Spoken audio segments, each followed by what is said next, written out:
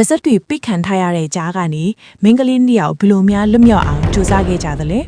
ဒီဖြစ်ရမှန်ထိတ်လန့်စရာဇလန်းလေးက2012ခုနှစ်ခန့်လောက်ကစောင်းအိုးပေါက်ကာလမှာဖြစ်ပျက်ခဲ့တဲ့ဖြစ်ရလေးတစ်ခုပါညနေဆောင်အလင်းရောင်ဒီမှင်ပြပြဖြစ်လာတဲ့အချိန်မှာပဝင်းစင်တစ်ခုလုံးကလည်းချမ်းစိမ့်စိမ့်နဲ့အေးဆက်လိုနေပါတယ်ကျွန်တော်တငယ်ချင်းနှစ်ယောက်ဖြစ်တဲ့နီလန်နဲ့အိုင်ရှာတို့ဟာမြို့ရဲ့အချက်အချာကျတဲ့နေရာကအလှပြင်ဆိုင်တစ်ခုမှာအလုပ်လုပ်နေကြပါ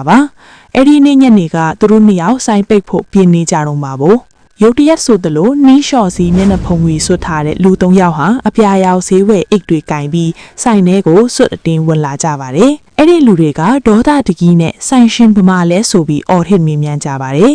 နီလန်နဲ့အိုင်ရှာတို့ကလည်းကြောက်ကြောက်လန့်လန့်နဲ့ကျမတို့မသိပါဘူးလို့ပဲပြန်ဖြေနိုင်ခဲ့ကြတယ်လေမင်းကလေးနှစ်ယောက်လုံးအရန်ကြောက်နေကြပြီမဲ့တစ်ဖက်ကကြည့်ရင်လည်းအဲ့ဒီလူတွေဟာတကယ်တမ်းကျတော့လူမိုင်းအစ်စ်တွေထက်အတွေ့အကြုံမရှိတဲ့အပျော်သမားတွေနဲ့ပိုတူနေပါတယ်ဒါပေမဲ့အချိန်တွေကချက်ချင်းပြောင်းလဲသွားပါတယ်။သူတို့အိတ်ထဲကနေတူတွေနဲ့ငွေရောင်တိတ်အလိပ်တွေကိုထုတ်လိုက်ပြီးတဲ့နောက်မှာတော့အဲ့ဒီလူတွေကနီလန်နဲ့အိုင်ရှာကိုအနောက်ခန်းထဲကိုအတင်းတွန်းလွှတ်လိုက်ပြီးသူတို့ရဲ့လက်တွေနဲ့ပါးစပ်တွေကိုတိတ်တွေနဲ့ပတ်ပြီးပိတ်ပစ်လိုက်ကြပါတယ်။ပြီးတော့သူတို့အချင်းချင်းဆိုင်ရှင်ကိုဆက်ဆောက်မလားဒါမှမဟုတ်အခုပဲပြန်ကြမလားဆိုပြီးညင်းခုန်နေကြပြန်ရော။ကန်ခေါင်းချင်တော့သူတို့ပြန်ဖို့ပဲစုံဖြတ်လိုက်ကြပါတယ်။ဒါပေမဲ့အဒီကိုင်းတော့အေးအေးဆေးဆေးမပြန်ကြပါဘူးဗျာ။သူတို့ပါလာတဲ့တူတွေနဲ့ဆိုင်ကငွေသိန်းဆက်တွေမှန်တွေကိုရစရာမရှိအောင်ရိုက်ခွဲဖြစ်စီသွားကြပါသေးတယ်။အဲအောပေါ်ကောင်းတာကသူတို့ဟာဖာပစ္စည်းမှခိုးမသွားခဲ့တာပါပဲ။မင်းကလေးနှစ်ယောက်လုံးခမရတော့အနောက်ခန်းထဲမှာပါဇက်ပိတ်လက်ပြန်ကျိုးတောက်တယ်လို့တိတ်တွေနဲ့ပတ်ထားရရဲ့